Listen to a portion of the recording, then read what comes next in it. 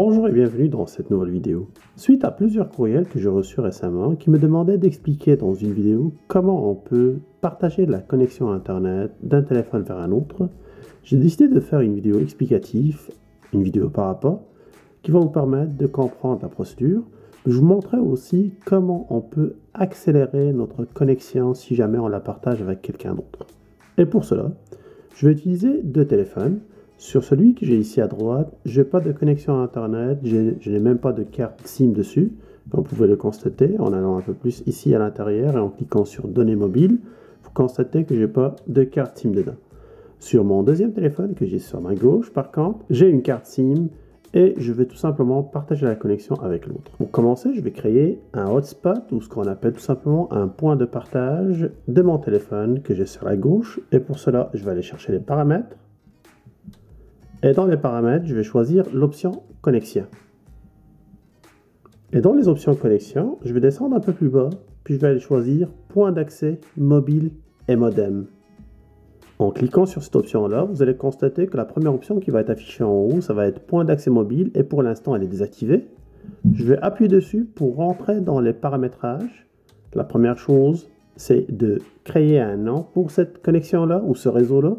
Ce nom-là, c'est celui-là qui va servir à être reconnu sur les autres téléphones cellulaires ou sur les tablettes aussi, afin de se connecter dessus. N'oubliez pas de mettre un mot de passe un peu plus sécuritaire que celui que je viens de mettre ici, seulement pour le test.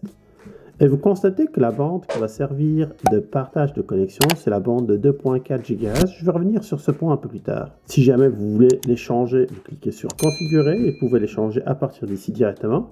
Constatez que la sécurité, ça va rester le WPA2.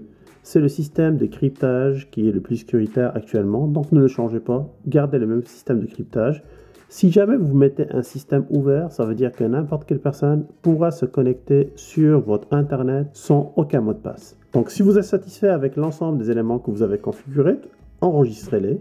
Puis maintenant, la seule chose qu'il suffit de faire, c'est de pouvoir activer votre point d'accès. Comme vous pouvez le constater, le point d'accès a été activé. Ceci peut être tout simplement signifié par le petit logo que vous voyez ici en haut. Maintenant, l'opération est terminée sur la partie gauche, sur le téléphone qui va partager la connexion. Et je vais aller sur mon téléphone pour aller essayer de se connecter sur mon point d'accès. Pour cela, je vais aller tout simplement dans les paramétrages et je vais choisir Wi-Fi. Vous devez constater que dès que je vais activer mon Wi-Fi, le point d'accès va être affiché directement sur mon téléphone. Voilà. Il suffit de le sélectionner directement dans la liste des réseaux disponibles. Il va vous demander de rentrer le mot de passe. C'est le mot de passe que j'avais configuré au préalable. Si vous avez besoin de le revoir, vous pouvez cliquer ici pour pouvoir le valider. Puis vous cliquez sur le bouton Connexion. N'oubliez pas, avant de cliquer sur le bouton Connexion, vous avez ici l'option de reconnaître automatiquement votre système Wi-Fi.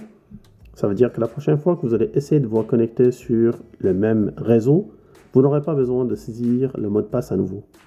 Donc je vais cliquer sur Connexion. Puis à partir de là, vous constatez que la connexion a été établie. Puis je pourrai utiliser mon Internet qui va être partagé à partir de mon téléphone directement sur le nouveau téléphone qui ne contient pas une puce ou qui n'a pas tout simplement accès aux données. Vous pouvez d'ailleurs utiliser des applications comme Speedtest. Cette application va vous permettre tout simplement de valider la rapidité de votre réseau. Là actuellement, je suis connecté sur le réseau de mon cellulaire. Je vais cliquer sur Go et comme vous pouvez le constater à la fin de mon speed test, j'ai une connexion qui est assez rapide pour un réseau qui est partagé à partir de mon téléphone cellulaire. Quand même, 55 MB par seconde comme une vitesse descendante, puis 62 comme une vitesse ascendante. Quelquefois, et selon la distance qui sépare le téléphone qui partage la connexion avec celui qui va la recevoir, cette vitesse va varier. Les obstacles vont aussi jouer pour ou contre. Si jamais vous avez des obstacles, que ce soit des murs, des meubles ou autres, ça peut baisser considérablement votre vitesse de connexion. Je vais vous montrer qu'on peut améliorer la connexion entre un téléphone et un autre en changeant tout simplement la bande qui va être utilisée pour transporter les données. Et pour cela, je vais commencer par arrêter la connexion sur mon téléphone de réception. Et je reviens sur mon téléphone qui émet la connexion. Je vais désactiver mon point d'accès. Puis je vais aller chercher configuration. Puis je vais descendre un peu plus bas pour aller chercher l'option bande. Comme vous pouvez le constater ici, sur l'option bande, pour l'instant, La bande passante ou la bande qui va être utilisée, c'est une bande de 2.4 GHz. Je peux la doubler quasiment en appuyant sur le 5 GHz, puis la mettre comme une bande préférée. Puis ceci peut améliorer la connexion selon les conditions d'utilisation. On revient encore sur le bouton enregistrer, puis j'active le point d'accès. Puis ici, vous revenez encore sur votre téléphone de réception, on refait la même opération. Je clique sur le Wi-Fi, puis je vais activer la connexion. Vu qu'au préalable, j'avais déjà demandé d'enregistrer la connexion, vous constatez que la connexion se fait d'une manière qui est complètement automatisée. Je n'ai pas besoin de saisir mon mot de passe à nouveau. Puis à partir de là, je peux refaire un deuxième test avec mon speed test. Puis comme vous pouvez le constater, le fait d'être sur une bande de 5 GHz peut quelquefois changer les paramètres et les résultats de connexion, que ce soit à la hausse, que ce soit à la baisse, encore une fois, selon les conditions.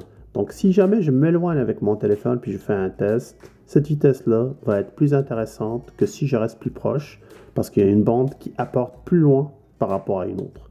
Donc ceci peut vous donner un exemple très significatif des changements qui peuvent se faire si jamais on switch entre les deux bandes passantes. Voilà, j'espère que j'ai répondu aux nombreux courriels que j'ai reçus concernant les étapes et les procédures pour pouvoir partager une connexion à Internet entre un téléphone cellulaire puis un autre. Si vous avez d'autres questions ou d'autres commentaires, n'hésitez pas, laissez-moi ça en bas dans les commentaires. Si vous avez apprécié cette vidéo, n'oubliez pas d'appuyer sur le petit pouce bleu et partager la vidéo avec vos amis. Pour tous ceux qui ne sont pas encore abonnés, un geste simple, cliquez sur le petit bouton abonner. Puis par la même occasion, appuyez sur la petite cloche pour rester à l'affût pour toutes les nouveautés que je sors régulièrement. Encore une fois, un grand merci, puis on se retrouve très bientôt dans une autre vidéo. A plus!